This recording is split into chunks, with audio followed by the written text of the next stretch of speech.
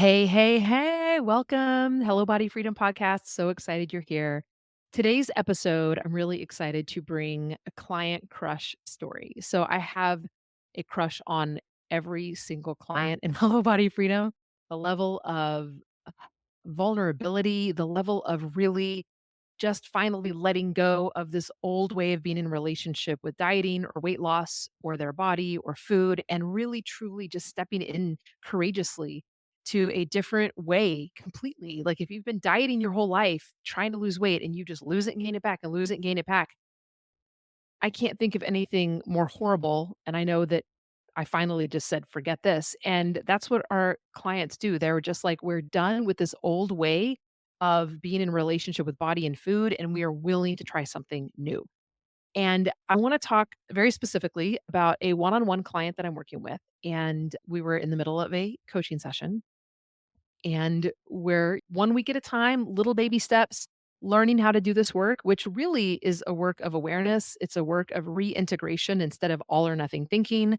It's work of like regulating a nervous system over and over again at the same time untangling the reasons why we would be using food for so many ways, right? There's just so many ways that it's sneaky. So for some people, you might be listening going, "Oh, I know I'm a stress eater," or "I know I'm an emotional eater," or "I know that I like to eat because of a big celebration," or "I know I do mindless eating." So some of us have real understanding and cognition of the ways in which we use food. It becomes a little trickier when we feel like we're doing everything right, when we feel like we don't actually think that we have overeating patterns. And the work that we do here is to gently untangle and unfold awareness so that we can really see clearly. And along that path, it is messy. It's not so linear. And that's really hard if you've come from a place of dieting your whole life where you've really learned that I know how to lose 30 pounds in 30 days. Or I know that if I really focus and force myself into this, I really manage myself really well for 90 days, I know I could lose this weight for whatever that event is, the vacation or the wedding or something like that. And then the weight comes back on.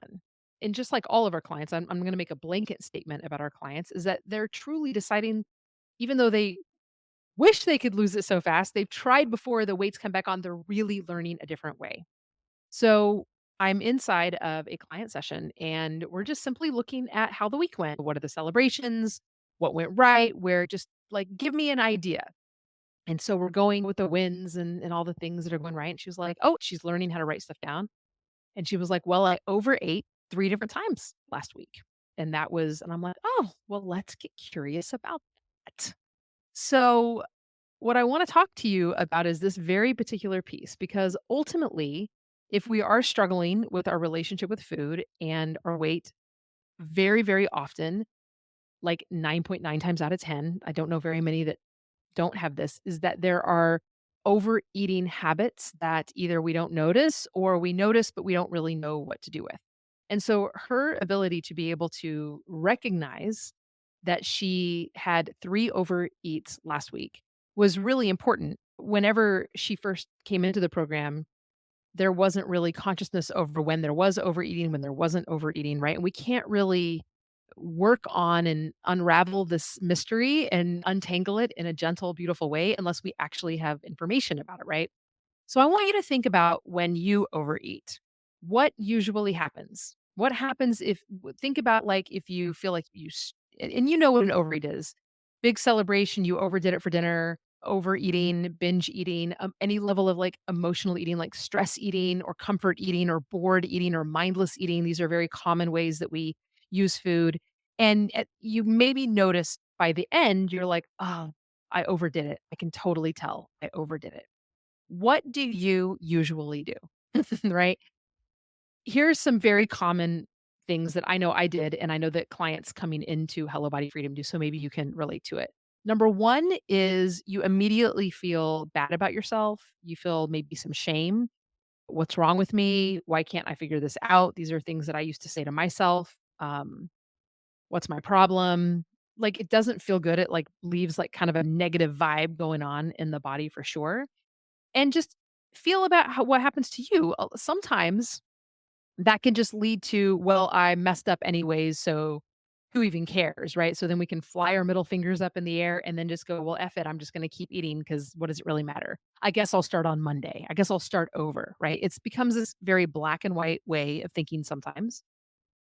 But just tune in. I mean, noticing, is there neutrality whenever you overeat, or is there a lot of feedback, a lot of negative feedback?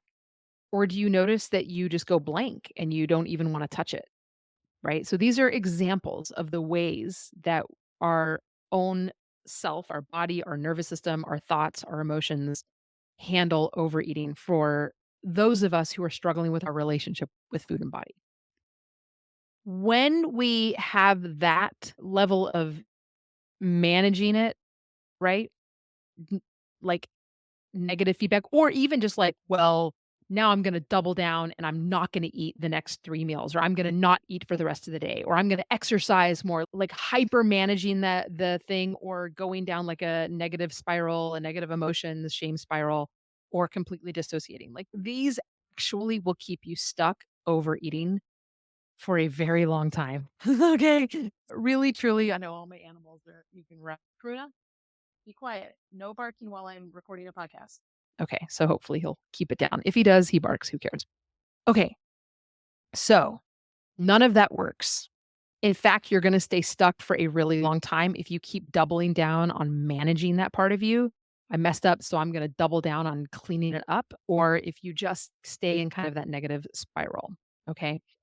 And so here is what my client did that, and again, these client crushes, oh, I wish that we didn't just do online coaching. I want to like squeeze every single one of them because it's just so powerful to watch their journey. So the first thing she did during the week is she's keeping track. She actually wrote it down. That's the only way she would have remembered to bring it up to me, right? She's like keeping track of important behaviors around her relationship with food and body and emotions and things like that.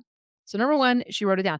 This would not have happened, this win and celebration for her to even bring this up into our coaching call, if she had not written it down. That would not have happened if she had not increased her awareness around it. So, her own ability to be more knowledgeable of what she is going through with her behaviors. But here's the other thing, if she would have had this major inner shame spiral or mental beatdown, she might have not even told me about it, right? And she didn't. What ended up happening is she just really, as she was presenting it to me, it was like, oh, and then this happened, and I noticed this. And so in that moment, we just slowed everything down. Let's go here in a real gentle way. The first thing we did is we recognized the celebrations. And this was really important for her. Because even though she came with awareness and she came with neutrality, which by the way are all the things we're about to celebrate, us deciding to stop and look at her journey was very, very important. Because ultimately, aren't we trying to stop emotionally eating and binge eating and overeating patterns, right? At least if you're in my world, these are the things we're trying to become hyper aware of and look at like what are these little pieces underneath. So the first thing we did is we really looked at the wins. The very first win we talked about was I only overate 3 times, because before she came into Hello Body Freedom, overeating was just such a strong pattern that it was very likely daily unless she was on a major restrictive diet. So that she would do that for a while and then get off of that and then go back to just a very regular basic habit of feeling overeating. And what is overeating? She felt like way past full, or right up to full, or way past full, kind of feeling stuffed, right? So the fact that it only happened 3 times, holy shit, what a win. Like, just feel into that. And this is a very important piece, and I'm gonna talk about this and how you can really start to look at this and see your own wins for yourself, even if you never end up in Hello Body Freedom. So, number 1, recognizing was huge. Oh my god, this is epic. I only did it 3 times. It changed everything. Even though she was feeling neutral, now it changed into major celebration. We also celebrate the fact that she was aware that she was able to do it. We celebrated the fact that she did not shame herself. We talked through that a little bit. I asked a lot of questions, and she's like, "I wasn't. There was really no, there was just a sense of this is what happened. I'm gonna write this down to share it with my coach." Just epic, epic. The thing is that secrets breed shame, shame breeds secrets, and whenever we just immediately think that something is wrong or bad about a behavior that we have, it's very easy to shut it down to be secret, which then throws some shame on top of it, which makes it very, very hard to uncover. So this was also a giant win. And then the other part of it is really being curious about the behavior. So we did this part together. How can we start to be curious about the actual events of these overeats? And oh my gosh, without shame, without judging, what we did is we dove into story. And then as we started to untangle the week and then how it unfolded, it made total sense from a nervous system standpoint. There were some stressors in her life, and we just started to untangle those. And she's like, oh, right. I didn't, in the moment, she didn't notice that there was an interconnection. And I want to say to everybody listening, if you are familiar with my work in Hello Body Freedom, it is embodiment based work. We do not get past the overeating patterns by thinking our way out of it or willpowering our way out of it. That will work for a while, but it's never really the root cause and it's never going to actually last. The manager part of us can sometimes be a part of the problem, not the solution. If it looks like over managing us. And think about it, the part that manages you is the part that's like dieting and I'm gonna do everything perfect.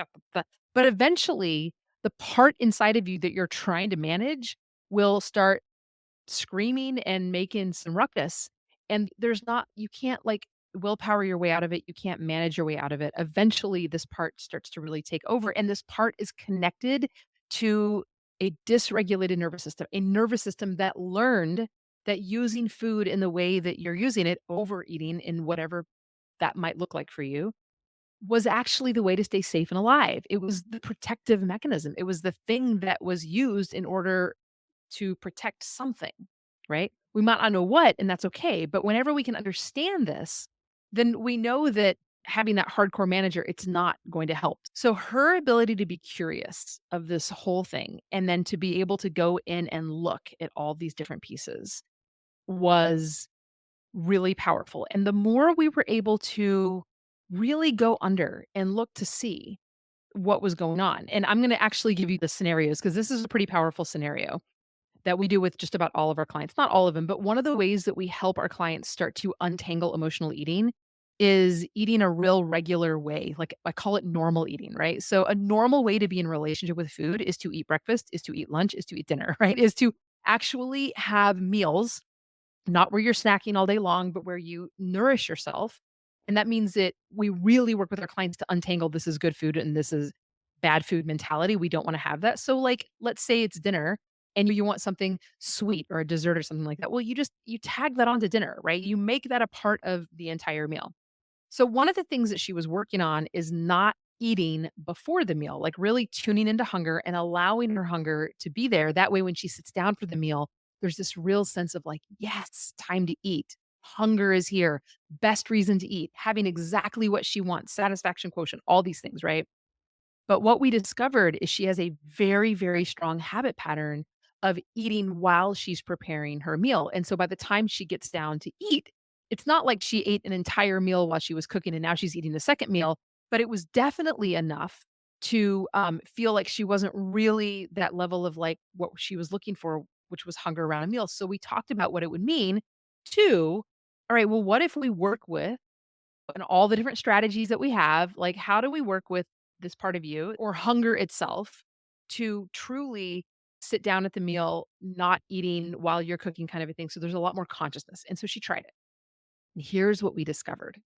We discovered that there is a part in her, and I want you to know this is different for everybody, right? We went down multiple paths. And the way that we discovered this isn't me telling her this is what's going on with you.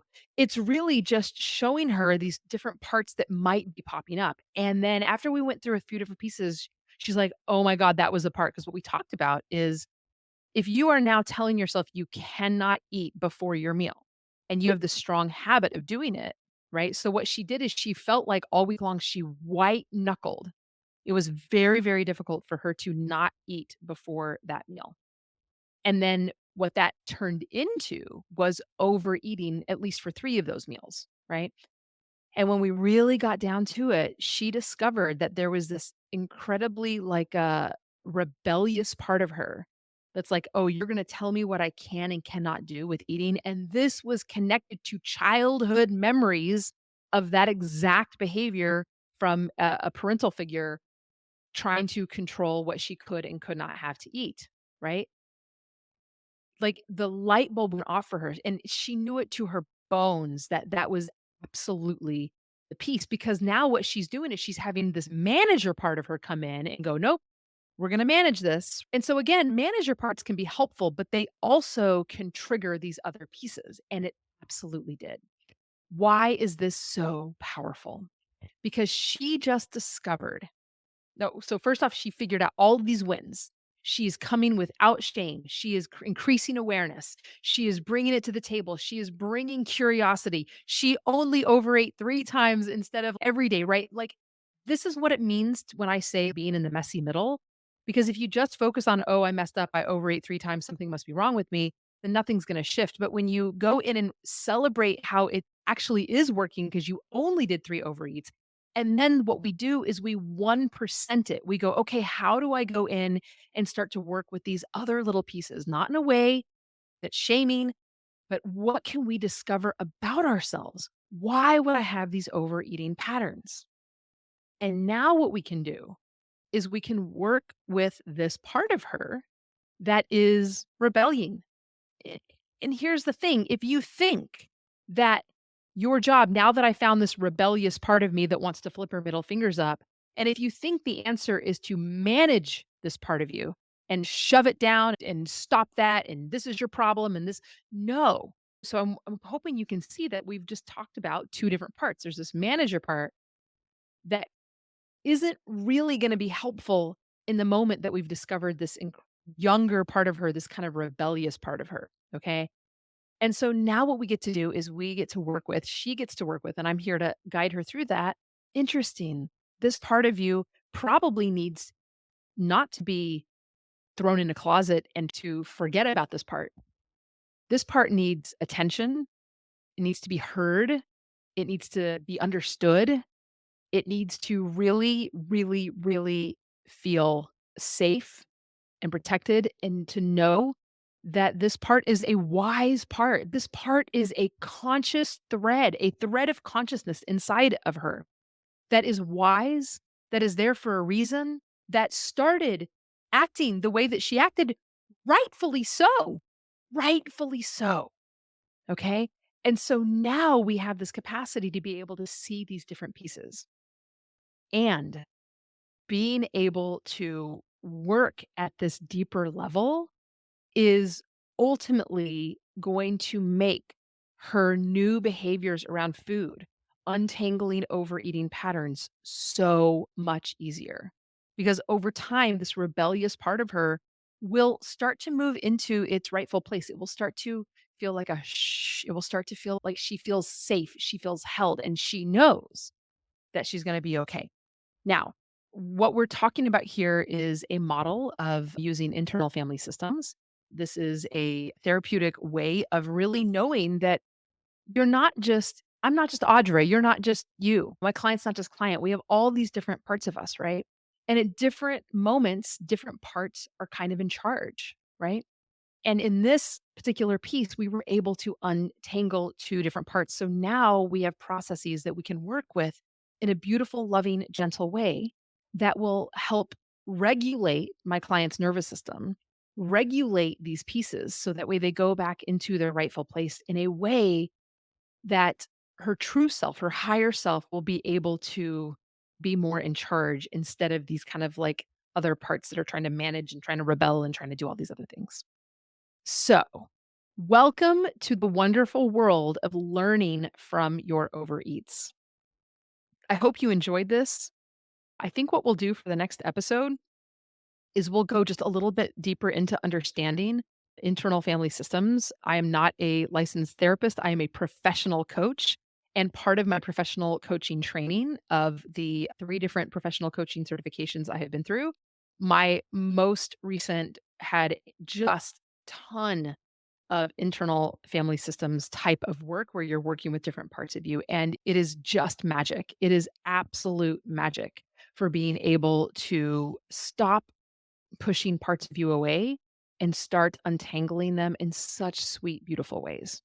So maybe we'll do an episode on that next, but this is exactly what happened to my clients and you as well. Whenever you catch yourself in any level of overeating patterns, when you can let go of the judge shame, bring curiosity to the situation, be able to share it in a way that it doesn't stay secret or shame, but be able to share it in a therapeutic place, preferably with people who are supportive of you, not with somebody who's going to give you shit or shame you or whatever, maybe people who love you, but are well meaning, but they don't really understand this journey that you're on.